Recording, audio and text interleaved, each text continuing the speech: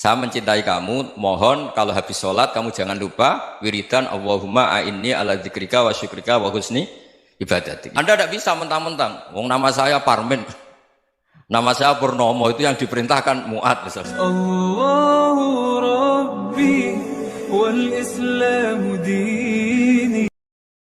Sungguh-sungguh Allah sangat ridho ketika seorang hamba itu makan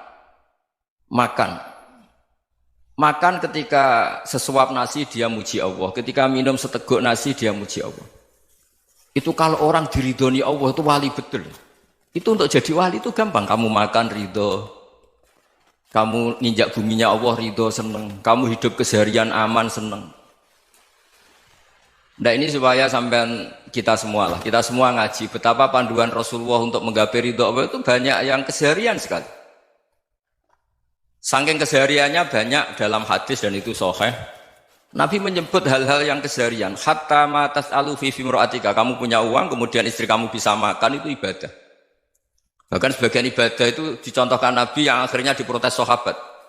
Yaitu wa fi buti ahadikum sedekah, kamu menggauli istri kamu itu ya sedekah. Sampai sahabat bilang yang benar ya Rasulullah.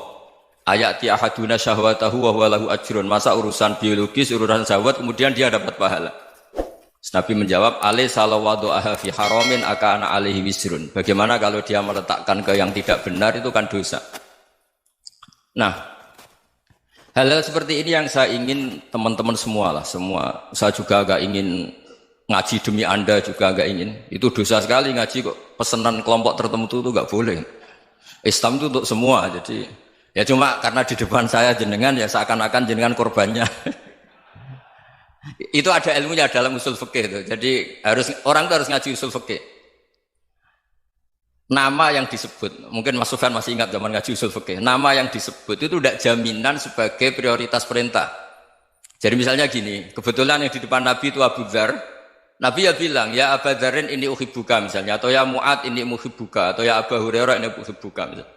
Banyaklah riwayat yang Nabi nyebut ya Abu Dzarin, ya Mu'ad, ya Abu Hurairah. Kemudian misalnya Nabi meneruskan khitab, ini uhibbuka, saya mencintai kamu, fakul dubur sholatin, atau sebagian riwayat disebut fala tada'an la dubura kulli sholatin Allahumma inni ala dzikrika wa syukrika wa husni ibadatik. Saya mencintai kamu, siapa saja, Mu'ad bisa, Abu Dzar bisa siapa. Saya mencintai kamu, mohon kalau habis sholat kamu jangan lupa wiridan Allahumma a'inni ala dzikrika wa syukrika wa husni ibadatik. Ya Allah, tolong kami permudah supaya mudah ingat Engkau. Anda tidak bisa mentang-mentang, wong nama saya Parmin, nama saya Purnomo, itu yang diperintahkan Mu'ad misalnya. Jadi yang disebut satu, tapi khitab itu untuk siapa saja. Saya teruskan. Jadi saya mohon semua kita melakukan kebaikan itu, kalau dalam kaidah fikih disebut al-yakin la yuzalu bisyak. Banyak kebaikan yang kebenarannya itu 100%. Tidak punya efek samping ke pihak lain, ke kelompok lain, ke komunitas lain. Itu tadi misalnya Anda makan, dan itu murah sekali, hanya butuh satu piring. Setiap punyaan kamu muji Allah, setiap minum kamu muji Allah. Itu redaksinya Rasulullah SAW disebut, Allah sangat ridho ketika seorang hamba makan, kemudian dia memuji Allah. Atau minum, kemudian dia muji Allah. Logikanya gampang, negara seperti ini yang kamu harapkan bentuknya kayak apa, mertua, ipar, komunitas, tetangga, itu nyata terjadi itu kan belum pasti. Sementara yang mesti terjadi adalah kamu butuh makan, kalau tidak mati. Butuh minum, kalau tidak mati. Butuh bumi yang nyaman ditempati, kalau tidak kita juga mati. Sebab itu Allah kalau menyebut nikmatnya itu hal-hal yang keseharian. Alladzi at'amahum min ju'. Allah itu siapa? Allah itu yang menciptakan kamu bisa makan.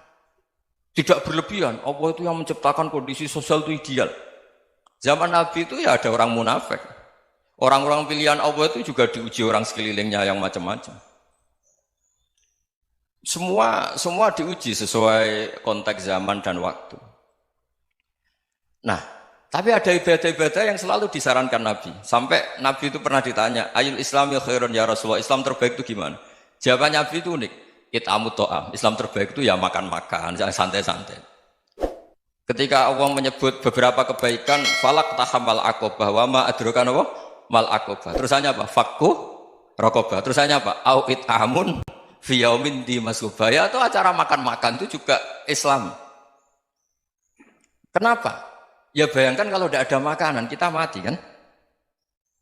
Kondisi sosial tidak ideal tuh Anda masih gak apa-apa. Tapi kalau Anda tidak makan, Anda tidak minum, kamu punya istri cerewet masih bisa hidup, punya mertua cerewet masih bisa hidup. Tapi kalau tidak makan bisa mati. Berarti penting mana istri sama makan? Penting mana? Makan. Semoga istri Anda dengar, nanti kamu disuruh makan tapi pulang deh. Itu kalau dibahasakan makan masih memahami. Penting mana nasi satu piring dengan istri. Nggak ada nasi mati, nggak ada istri belum mati. Penting mana? Gak berani jawab kan? Nah, ternyata Anda ada garang kan di depan istri. Jadi saya mohonlah, mungkin Mas Sufyan Sauri tadi yang bisa bantulah. Teman-teman tuh ngaji yang keseharian saja. Karena kita nyari ridha Allah itu berdasar firman Allah. Dan firman Allah itu menyebut keseharian itu riang, gampang. Yaitu tadi misalnya wa min ayatihi manamukum bil laili wan nahar. Termasuk ayat-ayat Allah itu kamu tidur. Maka dulu itu ada guyonan, ada tokoh Mu'tazilah, kelompok dalam Islam yang berpikir manusia itu bisa menentukan ikhtiarnya sendiri. Karena saya bisa duduk, ingin berdiri, berdiri. Karena kelompok ini nggak terima kalau semua kehendak Allah, nanti bagaimana kalau semua kehendak Allah kok ada hisab ya, ada sanksi. Lucunya itu dia akhirnya ini cerita ya, mencintai seorang perempuan cantik sekali. Dan itu dia menjadi ahli sunnah itu oleh hal-hal yang sepele. Karena istrinya cantik, ya namanya suami istri hubungan intim. Terus ditanya, Mas masih ingin lagi? Masih. Silahkan diulang lagi. Wah ya tidak bisa.